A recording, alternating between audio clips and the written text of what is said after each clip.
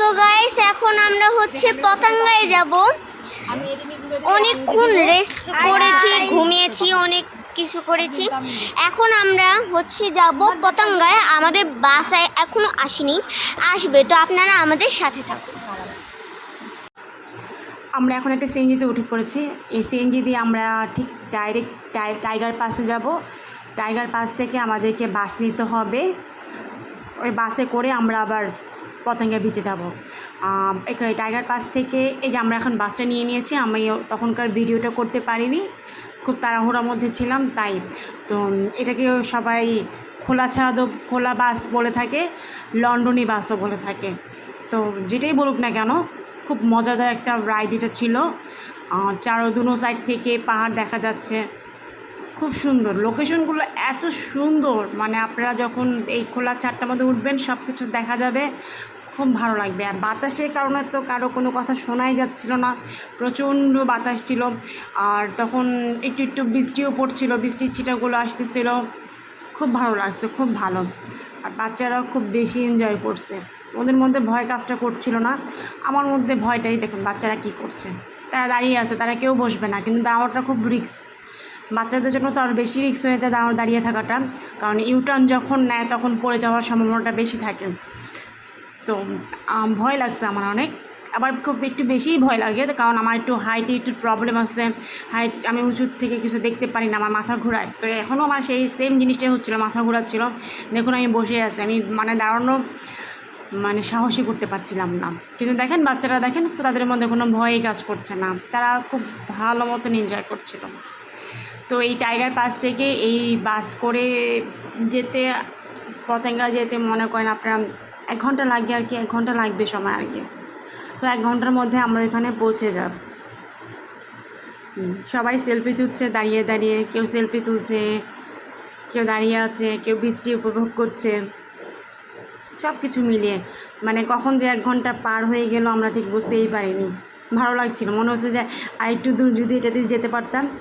হ্যাঁ, কিন্তু এই বাসটা দিয়ে যেতে হলে 4টার সময় বাস, এটা দুই টাইমে এই বাসটা থাকে, 4টা আর 6টা। এই দেখেন আমরা ঠিক এই বাসটা দিয়ে আসছি উপরে, এটাকে বলে খোলা বাস অথবা লন্ডনী বাস। এই বাস দিয়ে আসছি। তো আমরা চলে আসলাম, পতঙ্গা বিচে চলে আসছি। হ্যাঁ, সামনে প্রথমে একটু মেলা, কিন্তু একটা জিনিস খুব আশ্চর্য লাগছে, আমি নেমে এটাকে প্রথম চিনতে পারছিলাম না যে এইটাই পতঙ্গা বিচ। কারণ আমি যখন আসছিলাম তখন এমন ছিল না, আমি প্রায় আমার বিয়ের আগে প্রায় 12 বছর আগে আমি আসছিলাম, তখন এই একদমই অন্যরকম ছিল, মানে চেনার কোনো উপায় নেই। তা আমি খুব কনফিউশন ছিলাম যে এটাই কি পতঙ্গা বিচ কি না। দেখুন কত মানুষ, অনেক মানুষ। ঈদের সময় তো, আর ঈদের ছুটিতে না যাওয়াটাই বেটার। ঈদের ছুটিতে গেলে মানে এরকম, আমরা তো প্রথম বুঝতে পারছিলাম না, মানে নামতে পারবো কি নামবো না, ডিসিশন নিয়েছিলাম যে না, নামবো না, এত মানুষের ভিড়ে কীভাবে নামবো। তারপরে একটু একটু করে আগাচ্ছি, যাচ্ছি একটু একটু করে, দেখি কী অবস্থা হয়, নামতে পারি কি। দেখছেন কত কত যে লোক আসছে এখানে। নামার সময়, বিচে নামার সময় একটু কেয়ারলি নামতে হয়, অনেকগুলো পাথর আছে, পাথরগুলো বাচ্চাগুলোকে নিয়ে খুব সাবধানে নামতে হয়। অবশ্যই তো স্লিপার বা কেস টাইপের কিছু পরে আসতে হবে। এই যে আমার ম্যাডামকে বলা হয়ে, এত লোক দেখে তাকে বলা হয়েছিল তোমাকে পানিতে নামতে দেওয়া হবে না, সেজন্য তার মুড পুরোই খারাপ হয়ে গেছে। হ্যাঁ, তো যাচ্ছি, এই যে আস্তে আস্তে আমরা যাচ্ছি। সেও চান্স নিতেছে ভিজার জন্য, আলিজা চান্স নিচ্ছে ভিজার জন্য, ভিজবে কি ভিজবে না, তার বাবা তাকে ভিজতে দিবে না। অনেক অনেক। আর এখানে একটা প্রবলেম হচ্ছিলো যে এখানে অনেকগুলো স্পিড বোট রেখে দেওয়া হয়েছিল, এই বোটগুলোর জন্য খুব বেশি রিস্ক হয়ে গিয়েছিলো, মানে একটু পরপরই বোটগুলো চলে আসছিলো। বাচ্চারা খুব ভালো মতন একটু ভয়ে ভয়ে আর কি এখানে করছে আর কি। শেষ পর্যন্ত সে অনুমতি পেয়ে গেছে, সে সম্ভবত নেমে যাচ্ছে, সে নেমে যাবে এখন, তার বাবা তাকে ছাড় দিয়েছে। এখন তাকে আলিজা যাচ্ছে, আলিজা নামবে এখন।